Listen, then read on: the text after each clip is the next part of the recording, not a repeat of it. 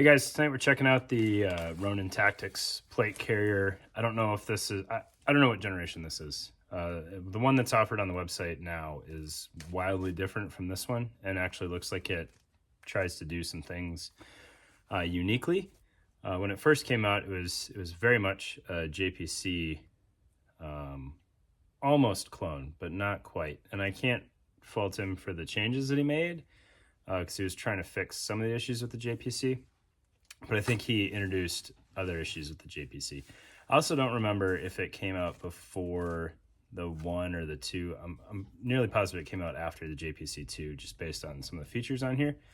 But we'll get it on the table and take a look at it and kind of show you the differences. And granted, it's of minimal value now because it's not what he's selling anymore. But if you find one on the used market like I did, you can check it out. And if you want this one, hit me up because it's definitely a catch and release. Alrighty guys, so as we look at this Ronin Tactics plate carrier, I will do my best to point out like the glaring differences or similarities for that matter between it and a JPC, because when this thing came out, like there was really no question that it was a JPC with potentially some end user suggested fixes. It's kind of the nicest way of saying it. It was essentially a clone of a JPC. And I don't necessarily know why. I can't remember if it was more expensive or not, or if it was just different. But that's what we're looking at. I picked this thing up used, so hopefully what's on here is close to stock. And if it's not, I'll point that out. And hopefully I don't mess that up too much. So obviously, like this Blue Force Gear tourniquet holder is not a stock option on the Ronin Tactics plate carrier. All right, so we'll open it up and we'll kind of work through some things. So this is a Cry AVS flap on here, and I'm gonna pull it out of the way, but I wanted to show you guys that, you know, if you stumble on one of these on the used market, it works well enough. You can see it's kind of pinching a little bit because the spacing is slightly different. But the reason I mention this is because, you know, now that Ronin Tactics has moved on to a new design, if you find one of these, you're going to need a front flap to work with it. So the AVS flaps will work well enough. So we'll pull this flap up and I'll kind of show you the difference here. So the AVS flap obviously has these 4 fingers, if you will, that engage with the vest. So these two don't weave correctly on the Ronin version, but they do interface with the Velcro on the front of the plate bag, and then the flap will interface with that, and Cummerbund will potentially interface with that. So it's actually pretty secure. And then you can see the 2 side fingers are just kind of canted in just a little bit. The spacing is very close, ½ inch off at the most, really probably ½ inch off. And then for the Ronin flaps, there would be a center finger. So almost AVS flap formatting, which is interesting. I don't know all the legalese of the industry. I don't know if having it be AVS flap compatible would have been a bridge too far as being a copy of a JPC. So potentially that came into play, but I don't know. All right. Then we've got Cry radio flaps on there. Work just fine because it's all Velcro, so no mystery there. I will show you the internal portion of this in just a minute once we get a plate out of there. But we're not quite there yet. All right, so looking at the top half of the front plate bag, you do have a full 6 columns on this bottom piece, which you could use for surface mount buckles if you wanted, or swift clip kits, whatever you got, to add a placard on here that doesn't use the fingers. So if you have one of these and you don't have the Ronin flap and you don't want to get an AVS flap, all hope is not lost. And then you have this kind of angled routing webbing here, push to talk webbing if you want. It's got a little bit of slack in it, and it's a little bit longer than most routing options out there on the market. So your push to talk may have a little bit more slop in it as it attaches, but that's not a huge deal. Most of those have a pretty aggressive clip or you can replace the clip with zip ties and whatnot. What's interesting to me is there's no admin pocket here, which I like the admin pocket on the JPC, so that's kind of a selling point to me, not carried over onto this. But what you will see is one of the main differences is it does not use Hypalon for the shoulder straps. It has 1-inch webbing coming out in this kind of V shape, which meets the same intent of the Hypalon, and then interfaces with this 1.5-inch webbing here. So a lot of folks complain about the durability of the JPC shoulder straps, and the AVS shoulder straps for that matter, with the way they interface with the plate bags. So if you've had a JPC2 in the past and that was an issue, I could see the appeal of switching over to the Ronin version, right? Flipping this over and looking at the inside of the plate bag, and we'll zoom out here just a little bit so I don't lose you guys. It doesn't have any kind of pass-through on the corners like you would on some of the Cry options, depending on the exact model and generation. It's a closed plate bag, and then it has spacer mesh on the inside. I understand that spacer mesh is...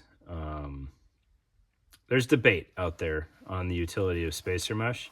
I've had very comfortable vests that did not have spacer mesh, and I've had comfortable vests that did have spacer mesh. And I've had, either get hot on me.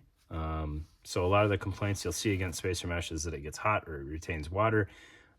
I don't think those are necessarily wrong, but I think a lot of this is very subjective, and it differs by person and obviously by climate. So if spacer mesh is your jam, it's got it. If it's not, it has it. So, be cautious, right? Looking at the plate pocket closure, you do have a pull tab here, which I'm fairly confident if you needed to dump your plates, you could give that a yank and you would at least get the front plates out. The back plate might be a challenge, right? But it does fit medium ESAPs and backers quite nicely. It wasn't a struggle to close that at all. And you can see they've got a lot of Velcro here. So it was able to made up pretty well, right? We'll get that plate out of there. It is very snug side to side. So even if you got the flap open, you might not have the greatest luck dumping the plates, but they will come out.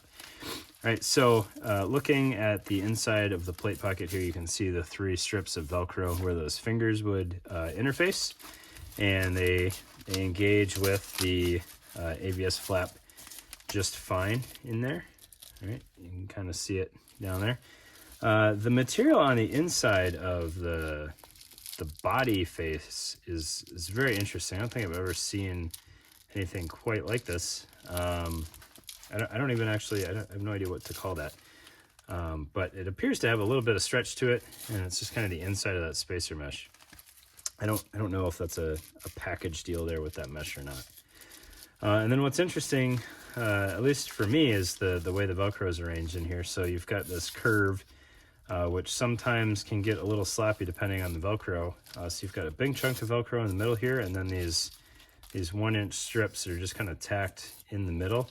I've seen that done before, and the one other option that I know for a fact I've seen that on was a JPC knockoff from Europe, like an actual clone, and they did that. It was, I don't know, it's kind of interesting to me. It looks much easier to put together, that's for sure, because you just have to do the one stitch.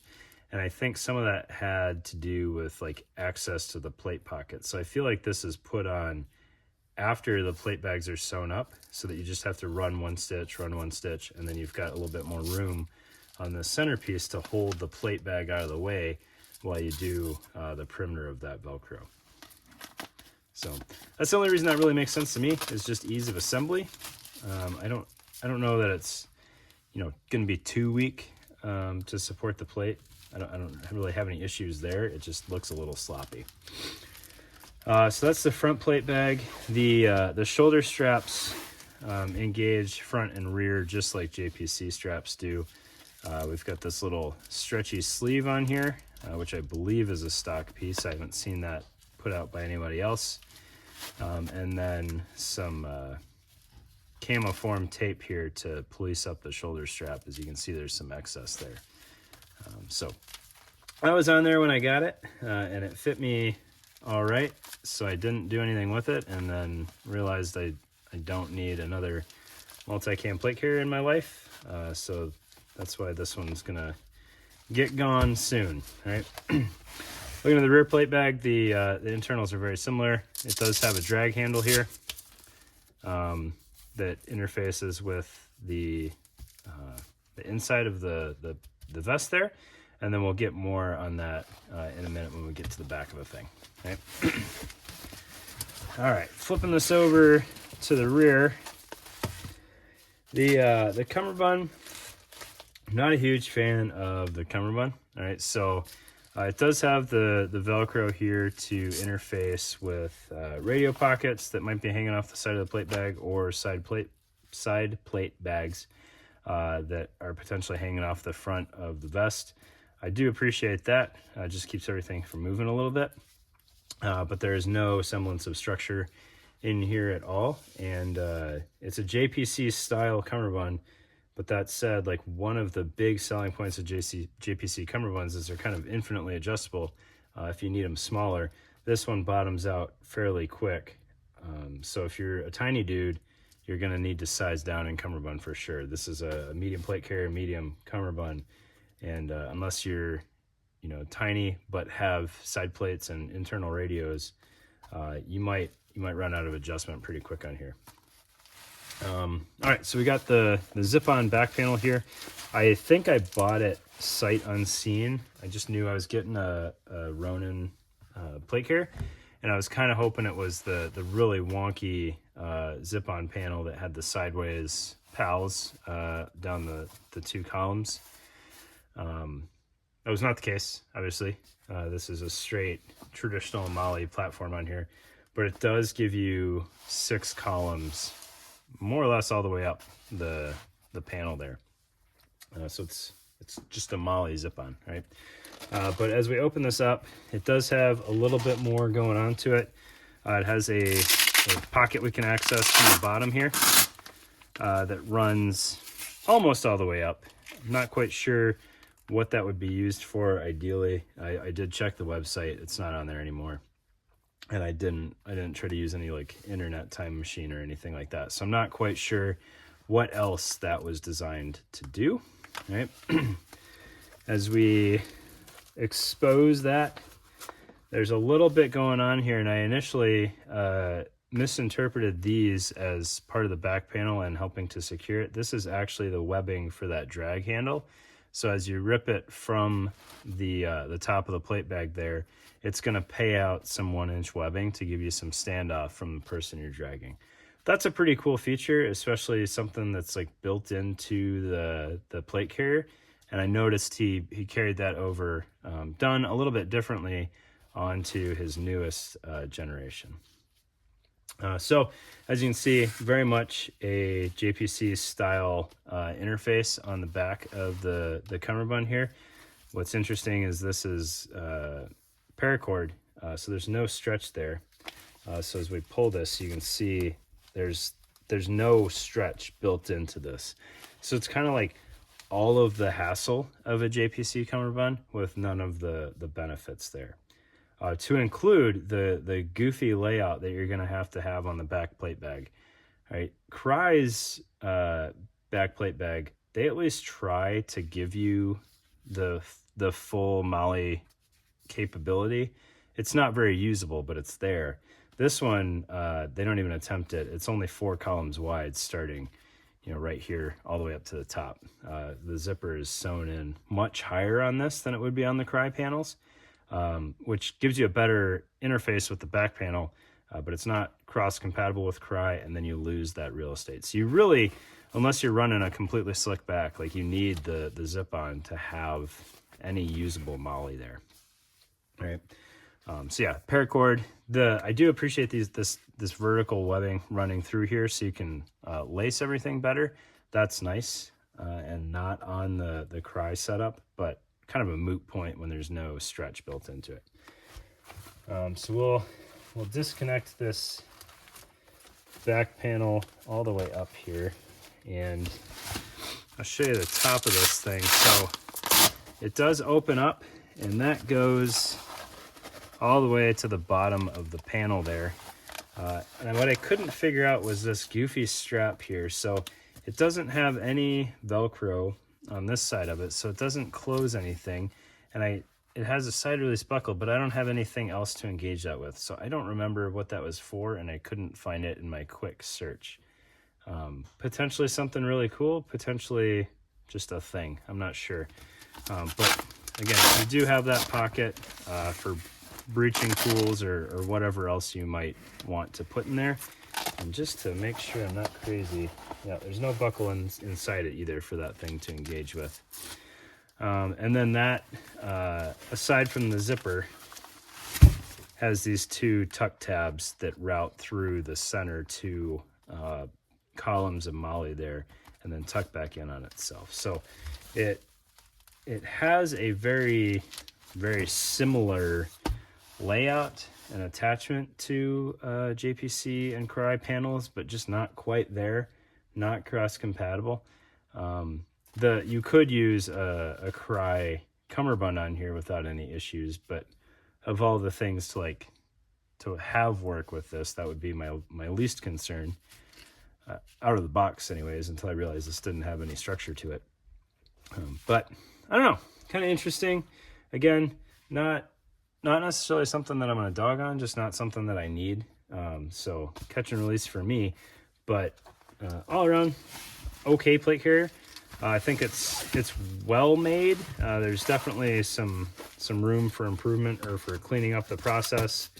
And then some of the functionality of the JPC family is lost in this very similar plate carrier. But, steps were taken to try to improve on it and potentially incorporate some things that maybe had been done aftermarket to JPCs. I'm not really sure. I don't know the full background of why this thing exists, but there you go. Ronin Tactics plate carrier. Appreciate it, guys.